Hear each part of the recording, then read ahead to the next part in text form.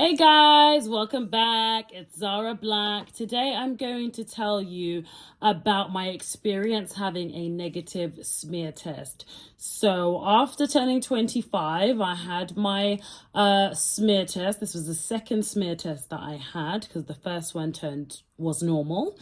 So on the second time round, I got a letter back from the NHS saying that I had abnormal cells, and I would have to come in for a biopsy. A biopsy meaning that they would take sort of a snippet of the skin, or the cells rather. They would cut some off to test it to see sort of how bad the cells have gone, because obviously negative smear tests are always correlated with cervical cancer. So that's why they need to see how bad the cell changes are, to see if those cells could possibly turn into cancer one day. So I was obviously scared, started researching what the hell is going on. Why do I have abnormal smear tests, abnormal cells? Oh my God, that kind of thing, freaking out. And then I thought, you know what? Let me just calm down and wait for this biopsy. So I went in there on the biopsy day. I remember I was put on a table, opened my legs, of course, and I think a speculum was put in there just the same as having the smear test. She put a camera up there as well so she could see the cells, and I was able to see the cells on the screen as well. So I think from what I remember, they put maybe like a blue solution in there so they can sort of highlight the areas that are sort of, abnormal cells sort of goes in 3 stages. So you have the first stage, which is there but not so bad.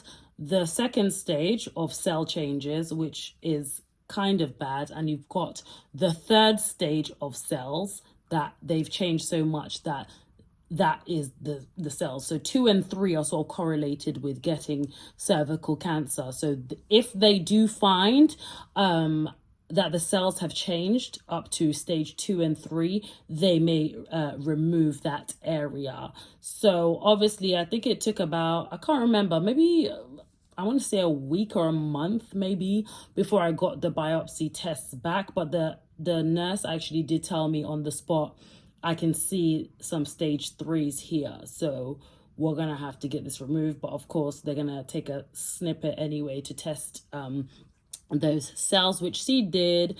I think what she did was they've kind of got long scissors almost, and she will tell you to cough like so you can't really feel it when she's cutting it, kind of thing, but she'll tell you to cough and then that's when they take the snippet of the bit that they're going to test. So I probably waited for about a couple of weeks before I got the letter back that yes, you do have sort of severe cell changes and you will have to get this removed.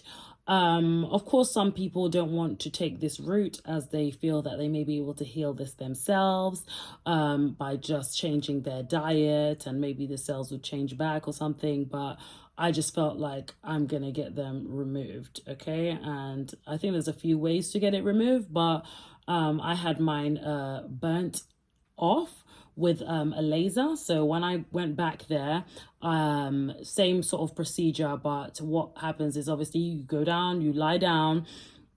They have almost like a long needle, which they'll use to like an anesthetic, so you won't feel anything. So obviously they've put the anesthetic in.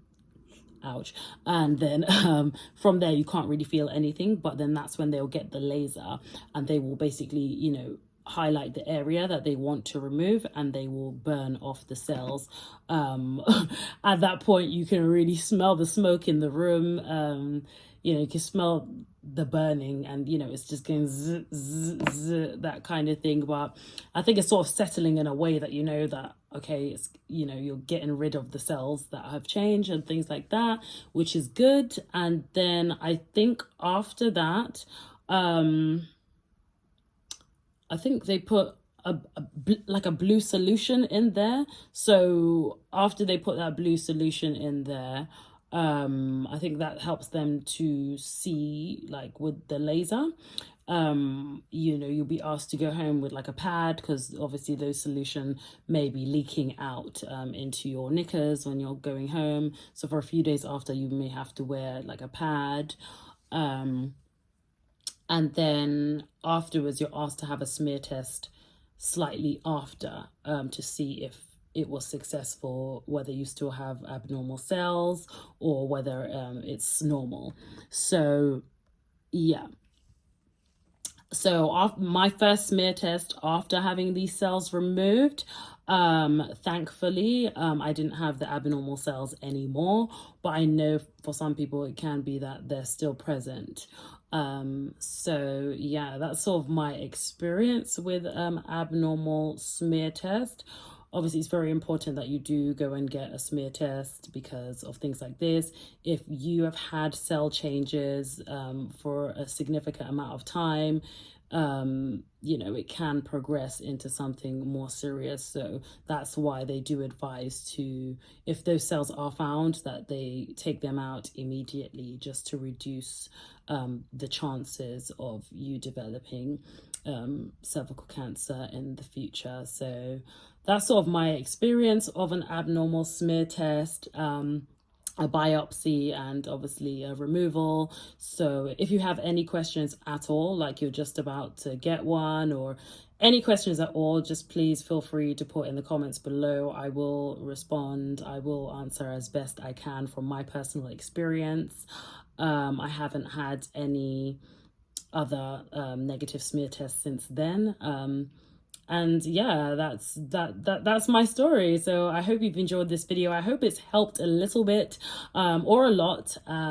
If you've liked this video, please do give it a thumbs up as well. Share it with somebody that might need to see this as well. And yeah, any questions at all, please do pop it down below. And yeah, thanks for watching. See you on the next one.